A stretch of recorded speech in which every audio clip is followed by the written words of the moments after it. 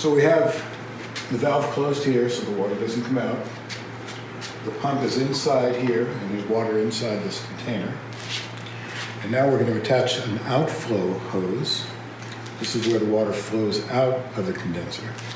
So we'll just attach that here.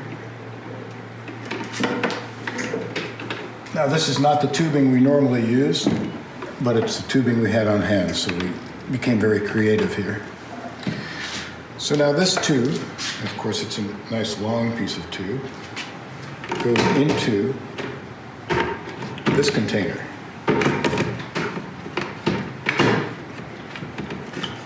And the idea for that is to recycle the water. So now I'm going to turn on the pump. It's an electric pump here. I'll turn it on. Open the valve. Now you'll note that you'll see the water coming in. You can see it rising. At some point, there's going to be water coming in too quickly, too fast. So what I could do to mitigate that problem, so here it comes. This is going to overflow if I leave it at this rate. I can control the flow by using this control valve. So you'll note that the water isn't exchanging yet. Open that up just a little bit. Now it's too much, close it. Now additionally, that's one way to control the flow. So we have the water coming in and the water going out, and you see it's not going to overflow now because I've controlled the flow, the incoming flow here. Another way to adjust the water flow is just simple physics. It's just by lowering this unit. So you can see the water coming out. So that's the rate that the water is moving. I can do that. I can leave that down here on the bottom if I want to.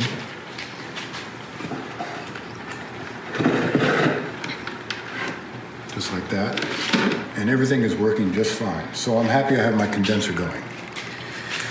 You can set up the condenser after you fill up your still and start it going. It's going to take about 45 minutes, maybe an hour to get your water to boiling, so it gives you time to play around with the condenser.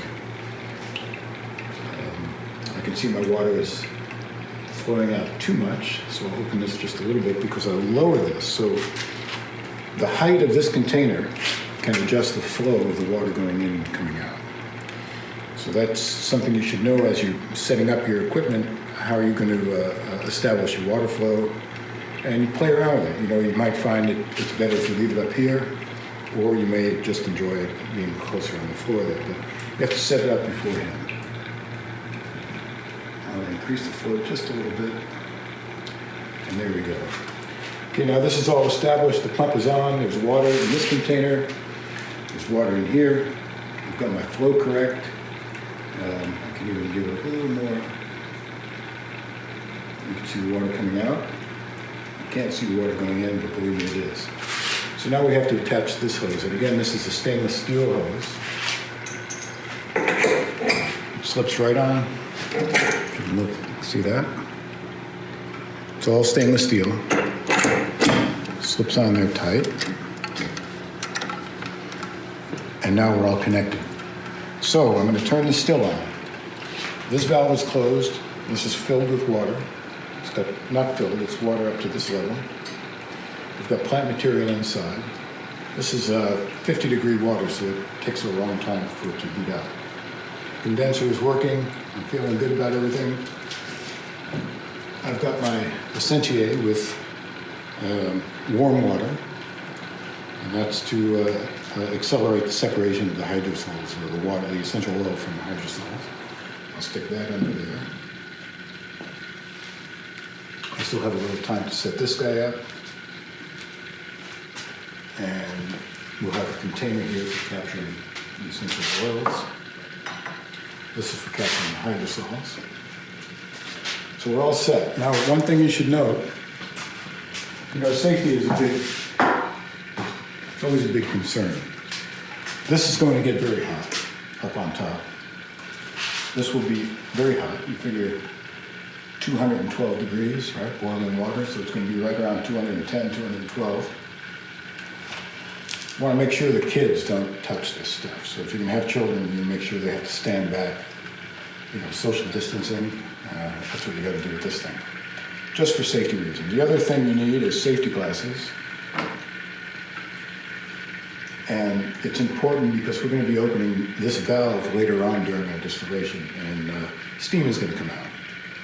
And you don't want to catch any of that in your eyes. And then the other thing you'll need is some gloves. So safety is a big concern, and it's for your own health and benefit, and keep you safe until the next distillation. Okay, so here we go. This is a 220 volt. So I'm going to plug it in. As soon as I plug it in, this is going to start cooking. So I have an extra long cord on this. It's a 220 volt. The extra long cord enables me to move that still to different locations, whatever's convenient for me. So I'm going to plug this guy in. Once I plug it in, that thing starts working. There we go.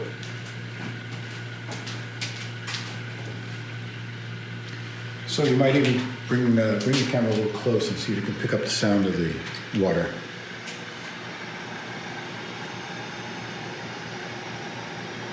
So that's the heating element is working. It's 220.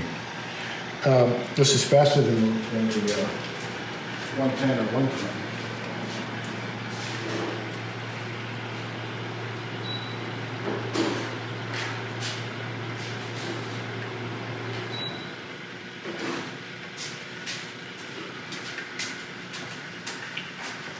So here we go. We're distilling now. So we've got about 45 minutes to an hour before this is.